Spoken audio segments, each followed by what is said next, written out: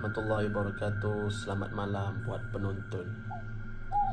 Pada malam ini tepat jam 12 malam, saya akan menceritakan misteri yang menghantui penduduk Indonesia, semestinya masyarakat Jawa.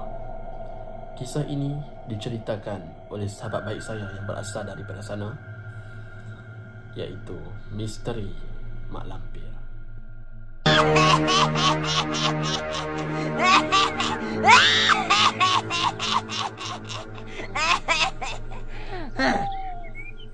Prayogo, kau pasti sudah lama mampus. Sekarang rasakan semua keturunanmu yang akan menerima pembalasanku.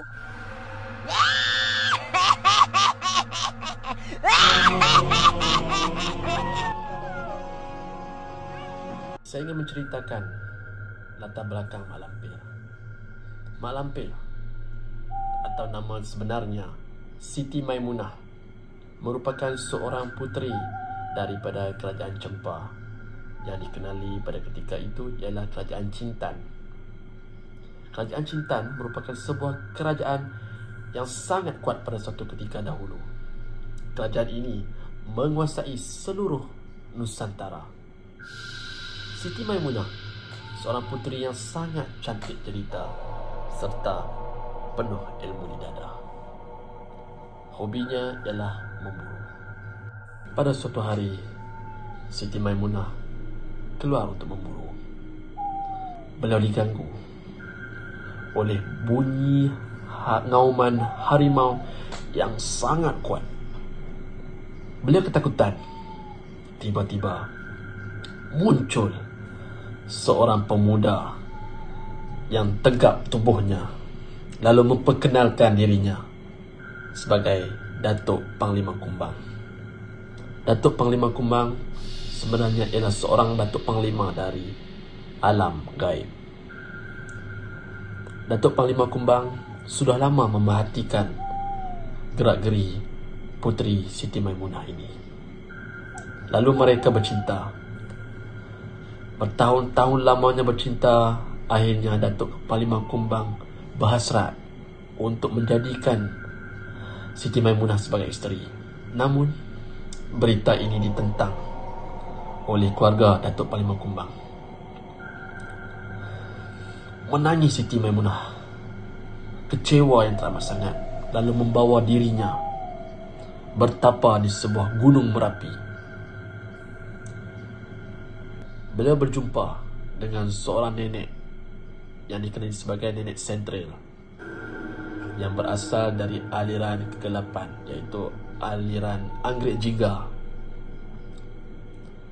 Di situ beliau menuntut ilmu aliran tersebut dengan niat untuk membalas dendam kepada penduduk penghuni alam gaib.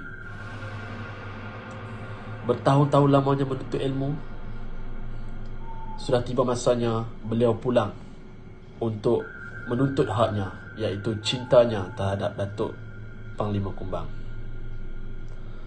Namun, bila tidak berjumpa dengan Datuk Panglima Kumbang, Siti Maimunah mencetuskan peperangan antara alam nyata dan alam gaib. Di satu pertempuran, beliau berjumpa dengan Datuk Panglima Kumbang. Tiba-tiba Datuk Panglima Kumbang mati disebabkan tombok yang ditikam dari belakang. Menangis Siti Maimunah dengan pemergian Datuk Panglima Kumbang. Dengan perasaan yang sangat sedih menaik hati, beliau membawa jasad Datuk Panglima Kumbang ke sebuah gua yang jauh dari masyarakat. Di situ, dengan ilmu yang dimiliki, beliau menyeru jin dan syaitan untuk menghidupkan semula Datuk Panglima Kumbang. Siti Maimunah mengadakan perjanjian dengan mengikat jiwa Datuk Panglima Kumbang di bumi,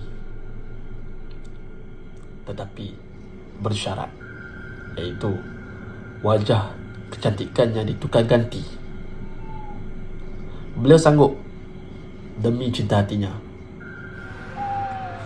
Apabila perjanjian termeterai, Datuk Panglima Kumbang dapat dihidupkan. Dengan serta-merta wajah Siti Maimunah sangat hodoh. Terkejut Datuk Panglima Kumbang, tidak percaya bahawa itu Siti Maimunah. Datuk Panglima Kumbang menghina Siti Maimunah dan menggelar diri Siti Maimunah sebagai mak lampir.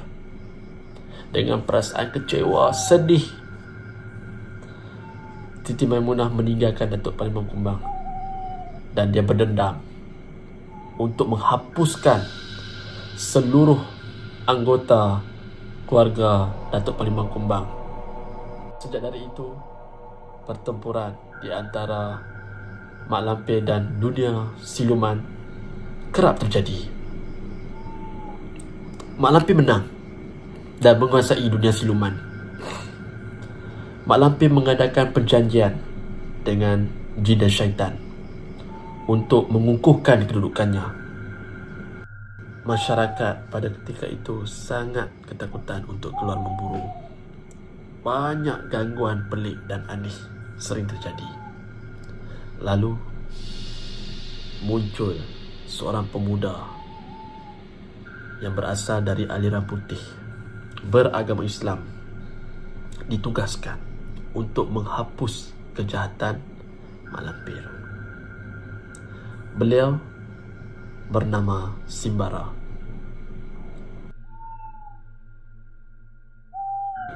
Datuk Panglima Kumbang mengetahui hal tersebut. Lalu beliau membantu Simbara untuk menghapuskan kejahatan mak lampir.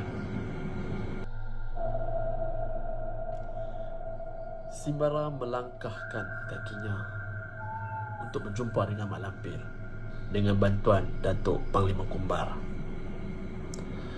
Pertempuran sengit terjadi di antara Simbara dan mak lampir. Mak lampir berjaya ditewaskan dan sekutunya berjaya dihapuskan.